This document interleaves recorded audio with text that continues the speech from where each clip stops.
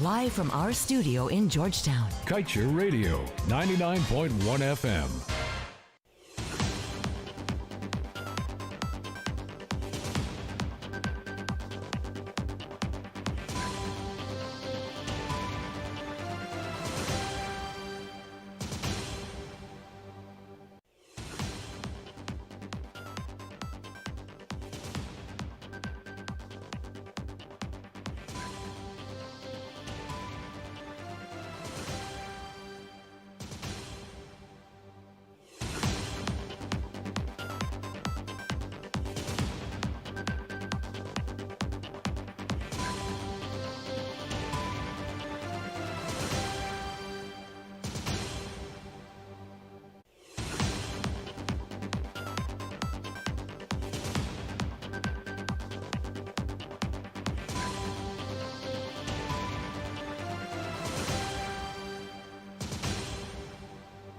Hello, welcome to your news at noon for today, Wednesday, January 6, 2021. I am Kevin Smith. These are the top stories we are tracking. Jagdeo laments liberal tax regime in Starbuck agreement, but makes no commitment to fix it. Guyana begged for 6 to 1 million US dollars in COVID-19 aid, but gave away 600 million US dollars in taxes to oil companies in 2019. FBI assisting police in solving West Berbice teen murders, and Edgell and Patterson crossed swords over asphalt plant. Meanwhile, 59-year-old woman killed by police vehicle on pedestrian crossing during 3-lane eastbound Demerara traffic system. Stay tuned to stay informed.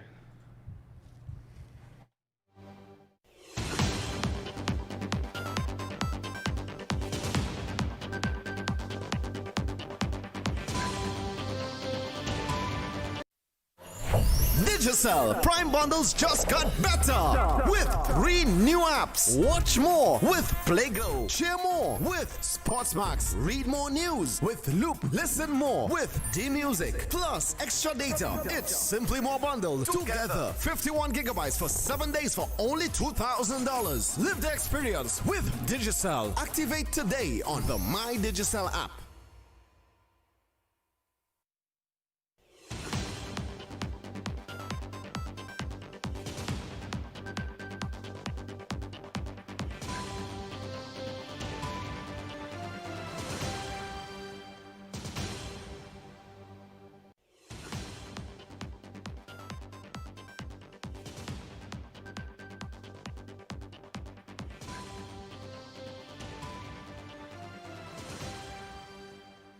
And now for the news in detail, Vice President Dr. Bharat Jagdeo is in agreement with criticisms of the tax regime of the Starbuck Block Production Sharing Agreement, granted to ExxonMobil, Hess and CNOOC by former Minister of Natural Resources Raffle Trotman.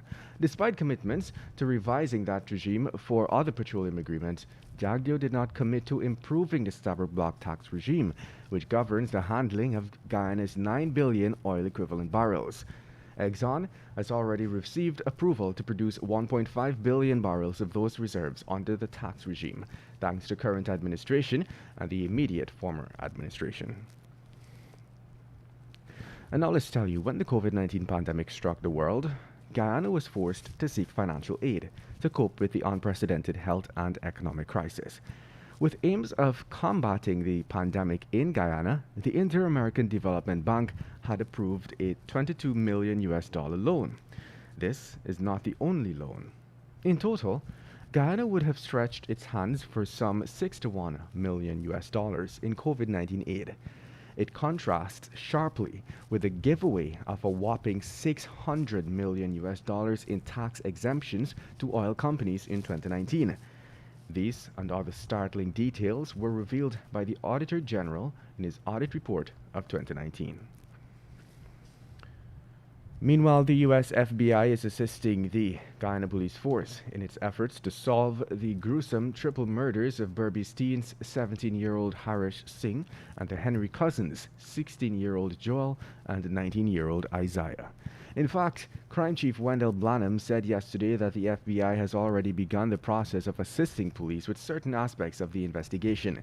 He added that the U.S. law enforcement agency will be providing technical assistance to the GPF, which does not require their physical presence in Guyana.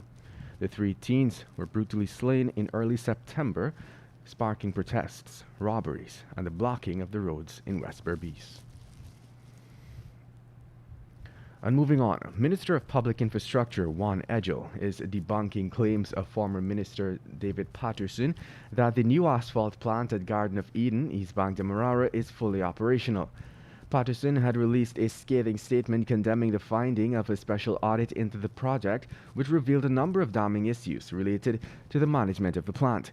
The plant had fallen under Patterson's watch, while the coalition government was in office between May 2015 and August 2020. However, contrary to the claims by Patterson that he was reliably informed that the plant was fully functional, Minister Edgel said that the plant is still a work in progress.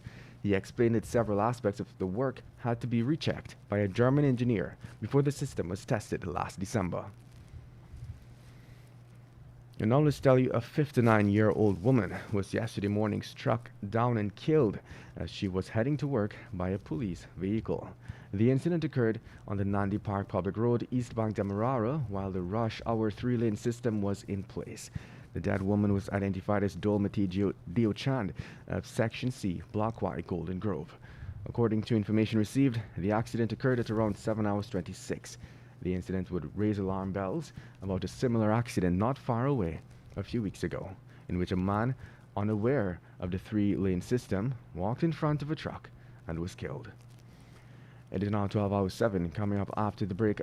In the Bartica, woman and children burnt alive, suspect for court today. Man injured by cop robbed Venezuelan moments before, and 4 more officers in joint court action over unfair police promotions.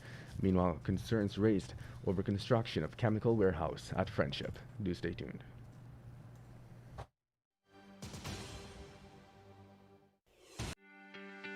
This is GHK Lal inviting you to join me weekdays from Monday to Friday on the National Outlook for commentary on a range of issues.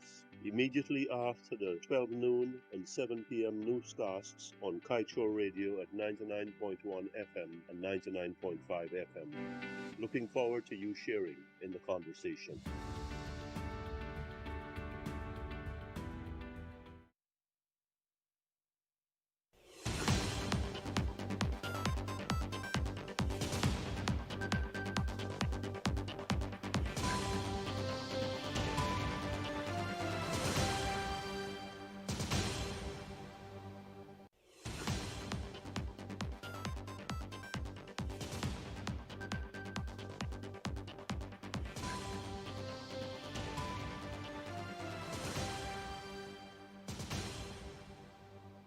Welcome back. Let us continue with the news.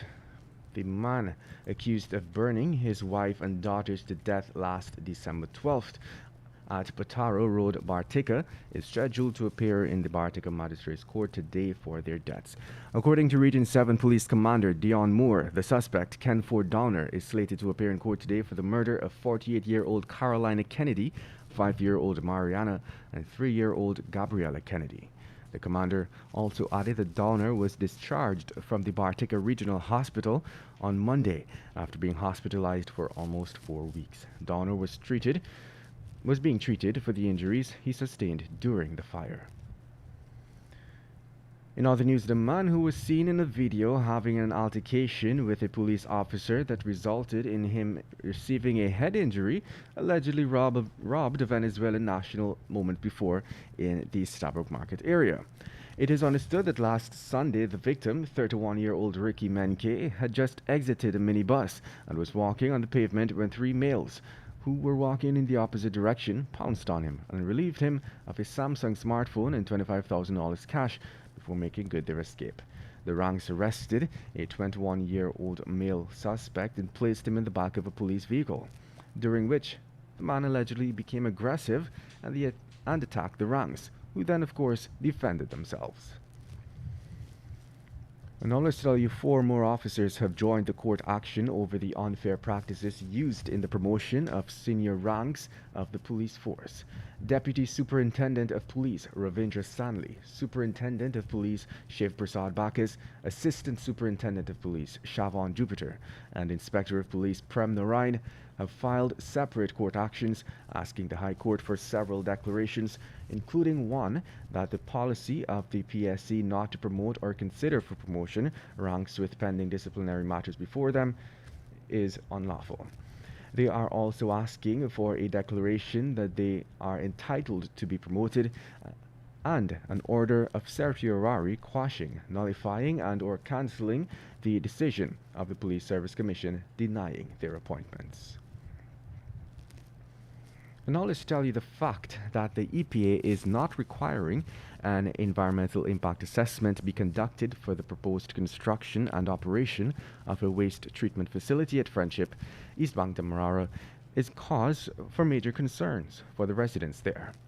An assessment is regularly conducted to evaluate the likely environmental impacts of a proposed project or development. The main contention is the fact that the NDC had no prior knowledge of the project before the December 10, 2020 notice was published in the local print media.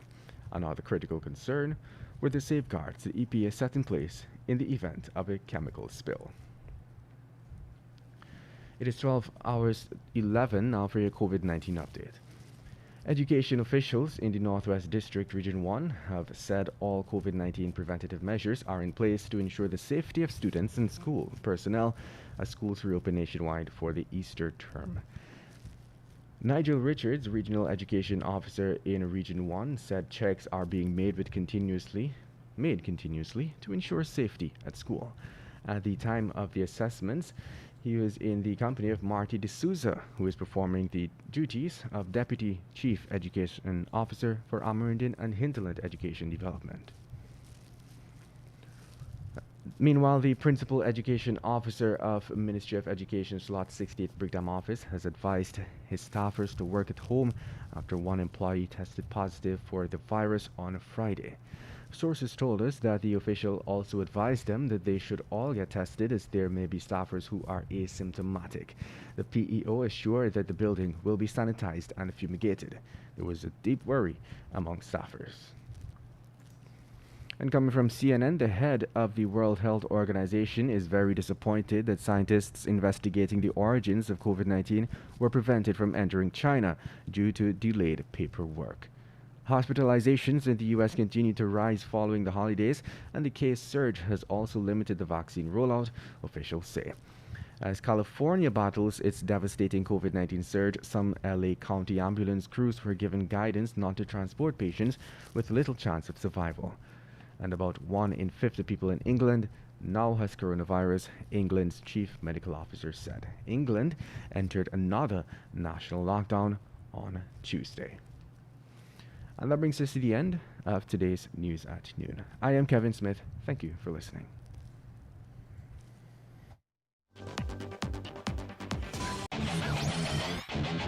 Want value for your advertising dollar? Then place your ads on Kaieteur Radio's Newscasts. Streamed live on 6 different mediums, reaching hundreds of thousands. Advertise today and watch your dollar grow. Call us on 225-8465 or 226-8210 today.